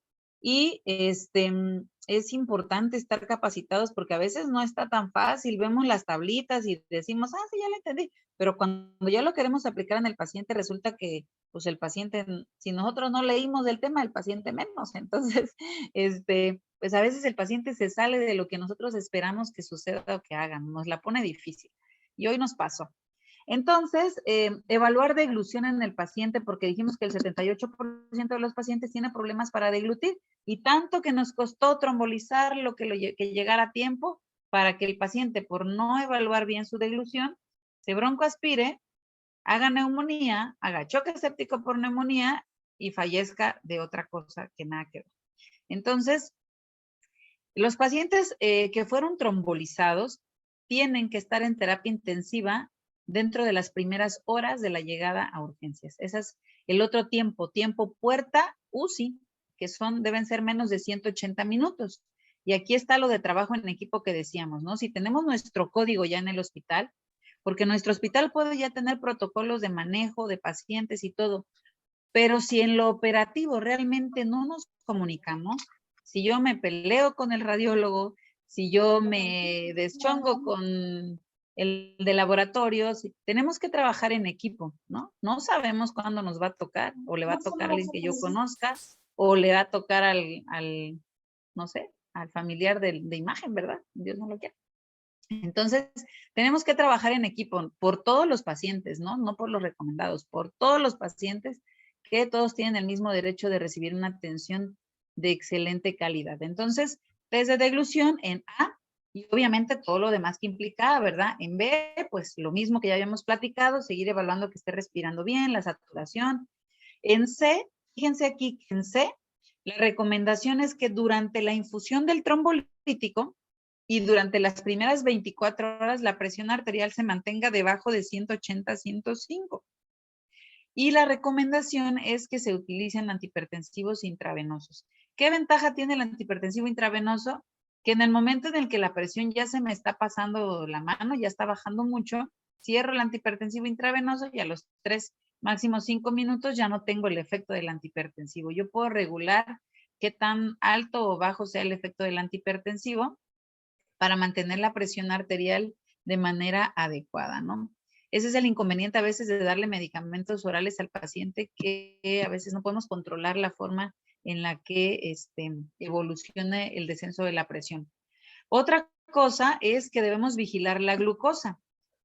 No nada más en EBC, ¿verdad? Hay otras enfermedades en donde ya se tiene documentada que las hiperglicemias aumentan la mortalidad en los pacientes. Entonces, también en el paciente con EBC hay que mantener los normoglicémicos, normotérmicos, y tenemos que estar evaluando NIS cada 15 minutos por 2 horas, cada 30 minutos por 6 horas y cada hora por 8 a 24 horas. Entonces, se mira bastante, se ve bastante. Realmente yo no sé si alguien en su hospital lo haga, pero tenemos que tratar de llegar a los estándares, ¿verdad? A lo que nos marcan las guías, y no está fácil, pero no es imposible. Entonces, si estamos familiarizados con la escala, mientras más veces la hagamos, seguramente más fácil se nos va a hacer. Se supone que esa escala tendríamos que hacerla en 5 minutos, para que podamos hacer todo el abordaje completo del ABCDE en 10 minutos. Entonces, es importante que sepamos que tenemos que estar evaluando NIS rápido, ¿no? Ahora, le inicié la trombolisis a mi paciente y resulta que durante la infusión del trombolítico el paciente empieza con cefalea, y esa es una indicación para suspender la infusión si todavía está pasando. Si ya pasó, pues bueno, ya no se puede hacer nada en cuanto a la infusión del medicamento, pero tendríamos que llevar al paciente a una tomografía de cráneo simple para ver si tiene hemorragia, que es una de las complicaciones más temidas en el tratamiento de estos pacientes, ¿no? ¿Qué otra cosa? Si empieza a desarrollar datos de angioedema, también es una indicación para suspender el medicamento. Y la otra indicación es el deterioro neurológico. Un NIS mayor de 4 puntos es indicación para suspender el trombolítico, porque nos está indicando que ahora probablemente sangró a nivel del sistema nervioso central. Y entonces es importante que estemos familiarizados y que todos tengamos la misma manera de evaluar la escala de NIS, porque si yo evalúo que mi paciente tiene 10 y viene Mike y evalúa y tiene 14 y viene Isela y le sale 15, entonces está muy diferente en un mismo momento, ¿no? La doctora Ceci nos comentaba que deberíamos a todos los pacientes con deterioro neurológico hacerle NIS para estarnos familiarizando, también hacerle como los que estamos de guardia, todos hacerle NIS al paciente, a ver si no se enoja, o varios, o estar juntos cuando lo hagamos, si fuera posible, y hay colaboración del paciente, hacer la evaluación todos para ver cuánto nos da y ver si estamos cerca, si nuestros puntajes son muy diferentes, entonces tratar de mejorar esa parte. En la página que les decía que nos compartió la doctora Ceci de Angels, viene una certificación de NIS, entonces está gratuita, la pueden tomar y pues bueno, estaría padre que todos supiéramos hacerlo y lo hiciéramos muy bien. Ahora, lo que platicábamos hace rato de cuando el paciente tiene un EBC del despertar es, por ejemplo, que cuando nosotros evaluamos a un paciente cuyo NIS fue mayor de 10 puntos, sepamos que 80% de estos pacientes van a tener oclusión de un gran vaso.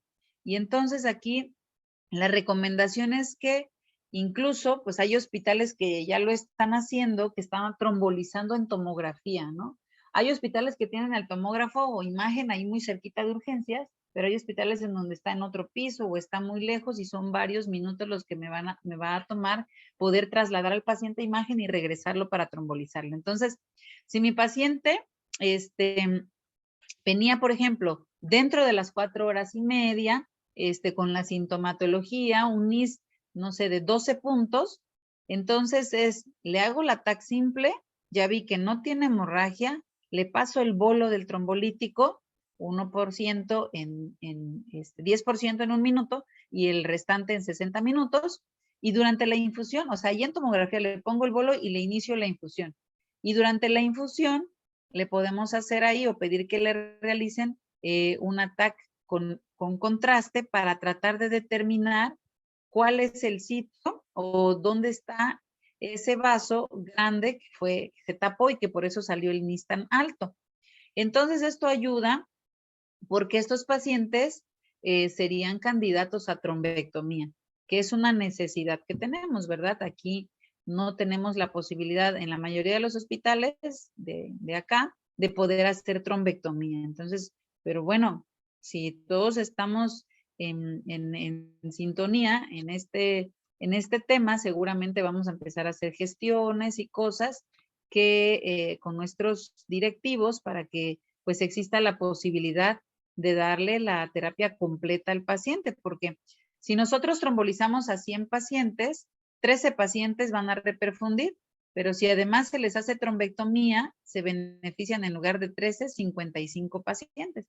Entonces, más o menos como cuando hacemos trombolisis al paciente con infarto cardíaco y luego pasa angioplastía. Entonces, el pronóstico del paciente todavía es mejor. Ahora, ¿qué pasa con pacientes en donde no se supo si el paciente le dio el EBC del despertar que decíamos hace rato, ¿no? El EBC del paciente que se fue a dormir a las 11 de la noche y lo encontraron a las 7 de la mañana mal.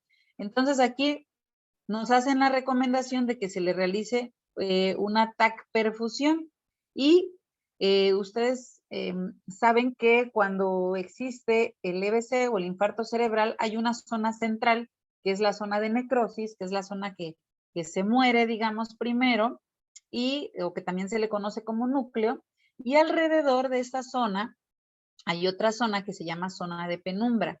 Esa zona de penumbra se refiere a la zona que está recibiendo irrigación de otros vasos colaterales y todavía está viva esa parte y todavía tiene posibilidad de que se recupere. Entonces, cuando se hace la TAC perfusión, si en la TAC perfusión se reporta que la penumbra es mayor 1.2 veces que el núcleo, quiere decir que ese paciente, si lo trombolizamos, va a mejorar o tendría la indicación de que se trombolice. Pero si el núcleo es del mismo tamaño o más grande que la penumbra, ahí ese paciente ya no se debe trombolizar. Entonces, estas son algunas cuestiones que se podrían utilizar para el paciente que no se supo realmente cuándo fue el deterioro. O que en esa perfusión nuestro compañero radiólogo nos reporte que hay menos de 70 mililitros de tejido muerto. Ahí también podría considerarse. Ahora, la otra cosa que se puede hacer es hacer una resonancia en FLAIR y difusión. Cuando nosotros hacemos una resodifusión y observamos cambios de intensidad en la resodifusión, lo que nos está indicando es que sí tuvo un EBC mi paciente porque los cambios de intensidad en la resodifusión aparecen a partir de los 2 minutos y medio de que le dio el EBC al paciente. Entonces, le hago la resodifusión, veo que hay cambios de intensidad y entonces dice, no, pues sí le dio un EBC y luego se le hace FLAIR y si en FLAIR, por ejemplo, encuentro que el paciente no tiene hiperintensidades, quiere decir que ese paciente tiene menos de 6 horas de evolución del cuadro de EBC. Entonces, como esto no es lo habitual para nosotros, pues ahí tendremos que apoyarnos de expertos que nos puedan orientar en si darle trombolisis, no darle trombolisis, pero esta es una ventana de oportunidad, o si el hospital en donde está el paciente tiene trombectomía, o si se puede trasladar, pues también, ¿no? Entonces, no soy experta en imagen, de hecho, sé muy poco de imagen, y pues esa es un área de oportunidad que podemos tener, o de acercarnos con imagen, o de pedir igual con algún compañero de imagen, no sé si hay alguien conectado, que nos dé un tema de interpretación de esta parte, ¿no? Porque una cosa es la teoría, pero otra cosa es cuando ya te ponen la imagen ahí y tú dices, ay, ¿cómo le hago, no? Entonces, pero bueno, estas son cosas que nosotros tendríamos que ir considerando, o sea, no descartar que el paciente, porque no se supo la hora, ya que se vaya a su casa o ya es un caso perdido, ¿no? Saber que si nosotros pedimos una resodifusión, una resofler, o si se le puede hacer perfusión, pues tiene oportunidad. ¿Y cuánto tiempo llevamos? Ya casi para terminar. Ya casi vamos a terminar, ¿eh? ¿Qué hacemos en la fase posaguda? Bueno, ¿cuánto tardaba la posaguda? ¿Hasta cuántos días o cuántas horas? 3 días. 3 días. Ok. Solo Galindo está al final. 72 horas, muy bien. Entonces, en esta fase tenemos que vigilar la temperatura del paciente, la glucosa y la deglución. Aquí están los test que les decía, así y Gus. Hay que descargar las tablitas, imprimirlas y tenerlas para que los podamos aplicar en nuestros pacientes.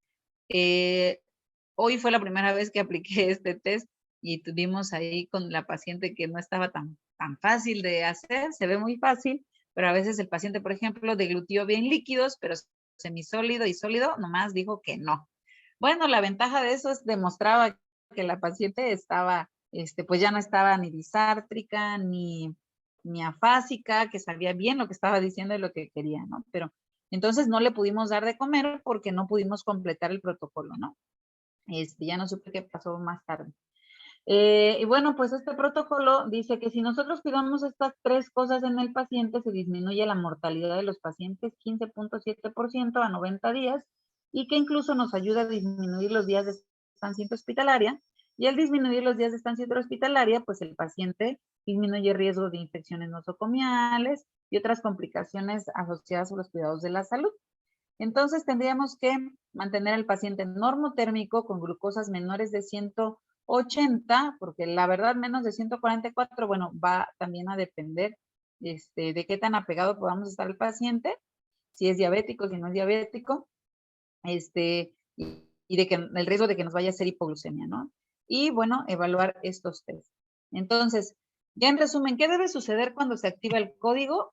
Pues bueno, que el vigilante, trabajo social, le den paso rápido al paciente, que en urgencias el médico no se confíe y lo deje en la sillita, sino que lo pasemos rápido a la sala de choque, apliquemos nuestro algoritmo ABCDE, sin olvidarnos de evaluar NIS, llamar a nuestro equipo, a nuestros compañeros de urgencias, a neuro, a UCI, involucrar a todos, ¿verdad?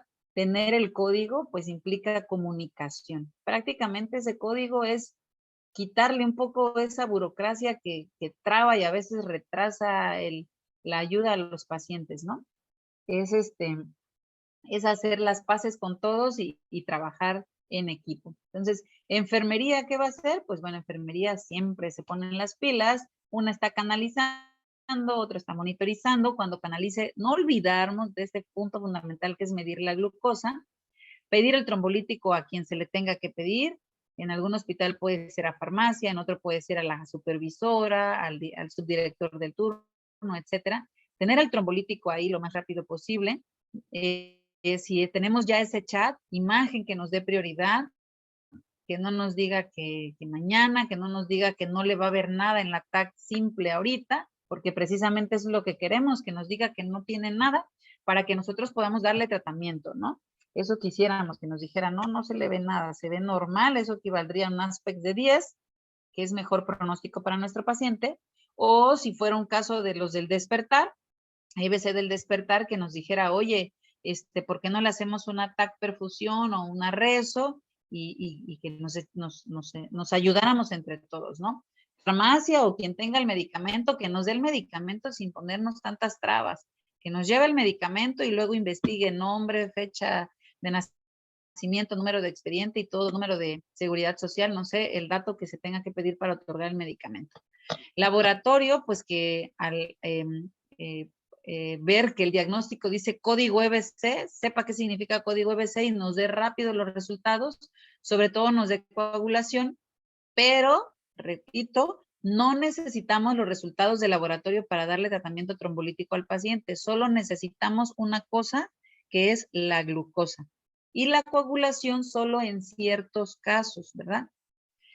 Muy bien, entonces, si por ejemplo durante la trombolisis me llegara los laboratorios del paciente y viera que tiene un INR mayor de 1.7, entonces lo que tendría que hacer, sin yo saber ningún antecedente, probablemente nadie me dijo que tomó anticoagulantes, nadie me dijo que pasó X o Y, o lo que decía hace ratito Roset, ¿no? Si por ejemplo tomó algún medicamento, no aspirina, no sé, lo que sea, tomó, pero no sabemos qué onda, que no sea anticoagulante. Si tiene anticoagulante, si ya tengo la certeza de que tomó anticoagulante, tengo que esperar los tiempos. Pero si tomó algún medicamento y no me dicen cuál, yo inicio el tratamiento, pido al laboratorio que me reporte rápido, y si durante la trombolisis, por ejemplo, sale con un INR mayor de 1.7, entonces lo que tengo que hacer es suspender la trombolisis y vigilar que no sangre, y ahí se acabó la cosa, ya no le puedo seguir poniendo. UCI, pues que me lo reciba, ¿verdad? Que no espera el otro turno, que llegue a valorarlo ahí a donde lo tengo, a choque, a la cama 5, a piso, a donde esté, llegue a valorarlo, que me diga qué me falta, que me ayude y que se lleve a mi paciente a la UCI para que esté monitorizado, para que esa presión arterial se mantenga las primeras 24 horas debajo de ¿cuánto? De 180, 105, ¿verdad? Y pues que se esté evaluando la deglución para ver en qué momento ya puede comer mi paciente y pues todo el seguimiento. Entonces, pues esto debería suceder, ¿no? Como repaso, en la fase hiperaguda, nosotros tenemos un tiempo puerta valoración médica de 10 minutos, puerta tomografía realizada e interpretada de 45 minutos, tiempo puerta aguja de 60 minutos y saliéndose de la fase hiperaguda y pasando a la aguda, pues un tiempo puerta UCI de 180 minutos. ¿Okay? Mejor manera de empezar es dejar de hablar y comenzar a actuar. Entonces todos decimos, sí, estaría padre tener un código en nuestro hospital, pero ¿quién lo empieza? ¿Quién lo hace? Entonces, les dejo la invitación para que ustedes también sean los primeros que empiecen a mover esto, los que busquen que esto se haga, porque pues sí tiene realmente un impacto positivo en el bienestar de los pacientes, ¿no? Tratar, si el paciente se complica, pasa algo más, bueno, que te quede la satisfacción de que trataste de hacer y de que lograste hacer lo que se tenía que hacer en el momento preciso, ¿ok? Entonces, les voy a poner aquí un audio, espero que se escuche. Esto es lo que comentaba hoy la familiar de la paciente que llegó ayer. Bueno, bueno, se dieron varias capacitaciones en el hospital. Aquí, por ejemplo, ayer que se activó el código, este código se activó. Don Juanito, don Juan Sosimo, ustedes lo han de conocer, que él es pues el que ve toda la parte de enseñanza en Cruz Roja aquí en Tapachula ya desde hace muchos años. Él ha sido un apoyo para nosotros en muchas cosas. Y pues él llevó a su grupo de estudiantes de la Cruz Roja, paramédicos y todo. Se llenó el auditorio, fueron más de 80 personas entre Protección Civil, Cruz Roja, SAE y algunos personal de traslado de algunos hospitales. Y bueno, recibieron la capacitación. Y eso fue el día domingo que recibieron la capacitación, y el día de ayer le habla a don Juanito notifica que tenían a una paciente en su domicilio, no le borré el nombre, bueno, perdón, entonces notifica que viene la paciente y que tiene 30 minutos de evolución con los síntomas, ¿no? Entonces la llevan al hospital y pues se activa el código. Cabe señalar que hace unos días, la semana pasada, se había hecho un simulacro. Entonces, teníamos así como miedo de que fueran a pensar que era un simulacro. Bueno, se aclaró que no era un simulacro. Y se activó el código en el hospital. Entonces, los compañeros que atendieron a la paciente, la verdad, hicieron un tiempo puerta aguja de 30 y tantos minutos. todo se hizo muy bien. Ella es la doctora Vanessa Cano, ella es la coordinadora de la clínica de EBC en el Instituto Nacional de Neurología y Neurocirugía en la Ciudad de México, y la vimos y la conocimos allá en el Congreso de Guadalajara de Urgencias la semana pasada o antepasada. Entonces, ellos están en un proyecto de hospitales en donde dan asesoría para casos así como los que decíamos del despertar y cosas que se salen, que tomó anticoagulante, no sé, que tiene un trombo intracavitario, cosas que se salen de lo normal, casos complejos, y ellos están dando asesoría las 24 horas del día, ¿no? Entonces, en el hospital tenemos eso. Les iba yo a poner el audio, a ver si se escucha, porque yo tenía la duda de cómo había sucedido, de quién había activado el código, no estaba segura, ya entendí bien después.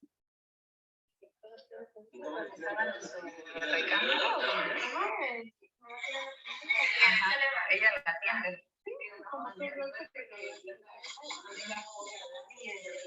¿Y se regresó? Cuando escuchó que me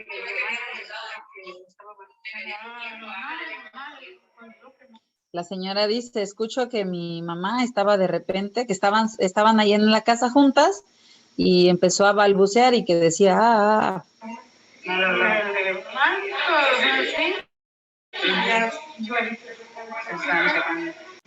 su brazo me agarré, me acuerdo, la senté, me puse alcohol, que el brazo no lo movía y que le puso alcohol, que la cara la tenía no sé cómo. Y mamita linda, mira los ojos, mira mamita linda, ay, muy, se espantó mucho. Y luego que hice, le habló a mi novio, no sé si más tan mala, pídeme una ambulancia lo más urgente que puedas porque la señora no sabía qué le estaba pasando, ella solo pidió que llamaran una ambulancia, ella no sabía camaleón ni nada. De Cruz Roja, pero preciosa. ¿Y luego qué pasó? La revisó el paramédico. ¿Qué le dijo? ¿Qué era? Que le estaba dando una embolia. El paramédico la revisó y le dijo que le estaba dando una embolia. ¿Le pudieron checar la presión ahí? No. Yo creo que sí. ¿Se acuerda? Ok. Muy bien. Estoy muy agradecida. Sí, la verdad es que... Que la atendió muy bien y que ella estaba muy agradecida. ¿Y qué le dijo el paramédico?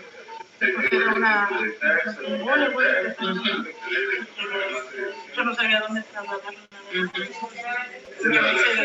paramédico le dijo que la trajeran para allá. Pues llévenme. Ella no tenía idea de a dónde tenía que llevar a la señora, ¿no? Y que el paramédico le dijo a qué hospital le sugería que la llevara. Entonces la trasladan y ya pues se le da la trombolisis y entonces la evolución de la paciente el día de hoy, la paciente que se activó el código el día de ayer tuvo una evolución satisfactoria, ingresó con un NIS de 25 puntos y el día de hoy tenía un NIS de entre 5 y 8 puntos, clínicamente estable, solo tenía una equimosis en las extremidades, no tenía sangrados en otro sitio y bueno, tuvo un tiempo puerta aguja de 36 minutos y bueno, todo el mundo colaboró, ¿no? Entonces, esas son las cosas que valen la pena, ¿no? Por un paciente que haya mejorado, ese código vale la pena. Entonces, que ustedes tengan esa satisfacción de simplemente por coordinarse con su equipo y de no poner trabas burocráticas, se pueda salvar una persona que llegó afásica, hemipléjica, con un IS tan alto. Entonces, pues vamos a ver qué pasa, ¿verdad? No sabemos todavía, no está fuera de peligro, no sabemos si va a sangrar, si va a tener alguna otra complicación. Hasta el momento así van las cosas. Y bueno, con eso terminamos la plática del día de hoy. La enfermedad vascular cerebral es una emergencia que todos debemos saber identificar. Actuar rápido es la diferencia entre vivir una vida normal o quedar postrado para siempre. No sé si tengan alguna duda o algún comentario.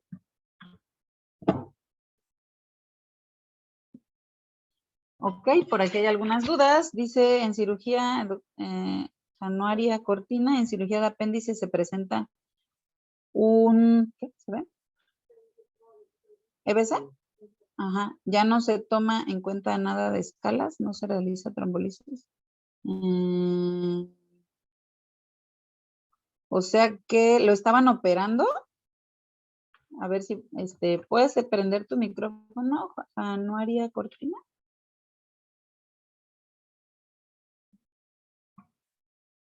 ¿La estaban operando y tuvo EBC o cómo?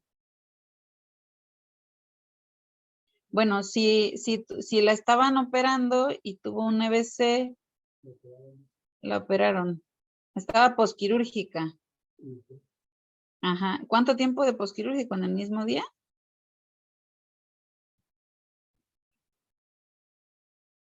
Contesta.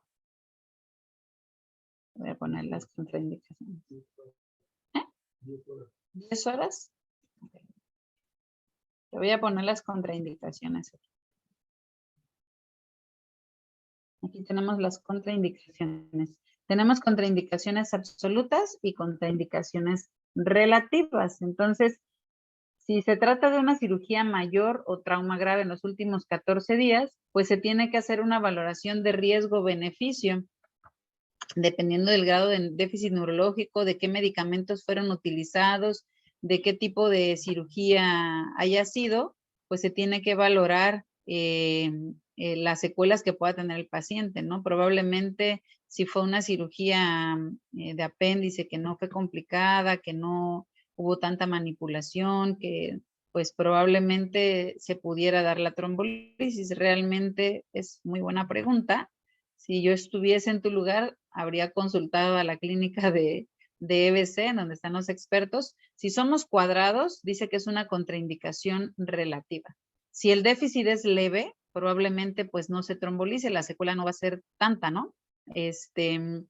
Y también en base a los estudios para ver qué territorio está afectando, si es un territorio grande, pues entonces probablemente se haga riesgo-beneficio y digamos, pues sí hay que darle. Es importante que antes de trombolizar el paciente firme un consentimiento informado de que sabe y de que ya le explicamos que puede sangrar y que se puede complicar.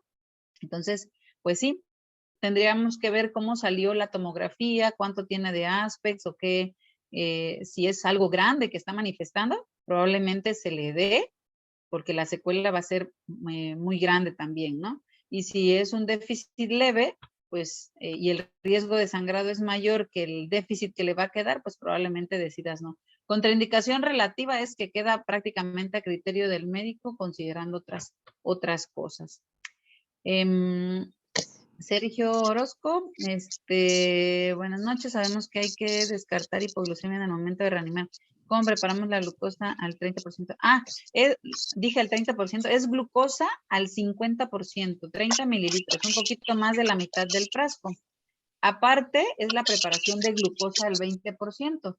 La glucosa al 20%, esa generalmente la utilizamos para dejarla en infusión en pacientes que están haciendo hipoglucemias recurrentes, es decir, a pacientes que les dejamos, por ejemplo, glucosa al 10% y a pesar de eso, el paciente sigue haciendo hipoglucemias y decimos, no, pues no le alcanzo, ¿no? Lo que yo quise decir hace rato eran 30 mililitros de glucosa al 50%, o sea, un poquito más de la mitad del frasco. Ahora, si quieres saber cómo preparar 500 mililitros de glucosa al 20%, que eso ya sería para una infusión, tendríamos que combinar glucosa al 10% con glucosa al 50%. Y tendríamos que mezclar 375 mililitros de glucosa al 10% y el resto, que serían 125 mililitros, serían de glucosa al 50%. Por ahí en YouTube tenemos un video de cómo se prepara la glucosa al 20%. Mi comercial. Ok. ¿Alguna otra duda que haya? Bueno, si ya no hay dudas. Ahora en abril vamos a empezar el diplomado de urgencias en Tuxtla Gutiérrez. Empezamos el día 23 de abril. Es un sábado sí, un sábado no. Tenemos nuestro sitio de entrenamiento allá cerca del Cebetis. por la entrada. Enteranse. Ahí por ¿Tiene algún costo? por allá.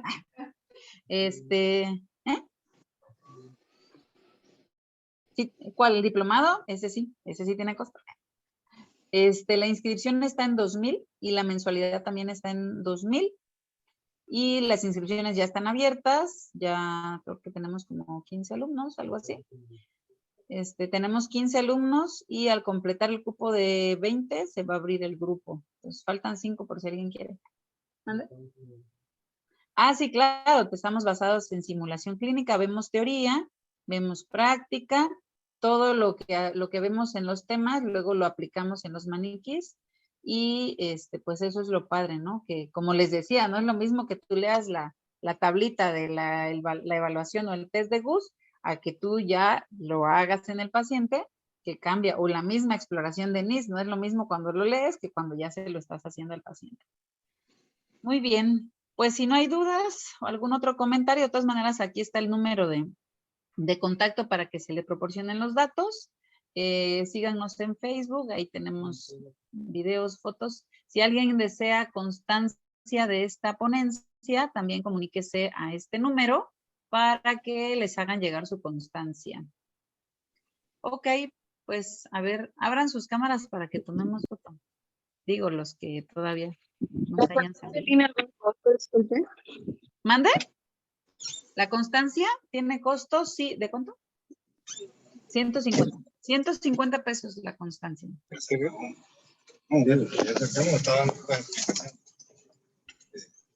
Bueno. 150. Hola, Gerardo. Pepe, Esperancita. Ah, ya te vi, Jana. El diplomado. Mariana Rivera, hola. Isa. Te van a ganar tu proyecto de código EBC, Isabel. Cuando regreses ya va a estar el código aquí. ¿Onta? A ver quién más está. Benjamín, Benji, hola. Viri, ¿cómo va la pancita? ¡Ah! Jimena de la Cruz, hola Jimena. A ver quién más. Cuando ya estén abiertas casi todas las cámaras vamos a tomar foto. El que esté en pijama no se preocupe. No, nada más que se vea su cara. ¿Les dejo de compartir?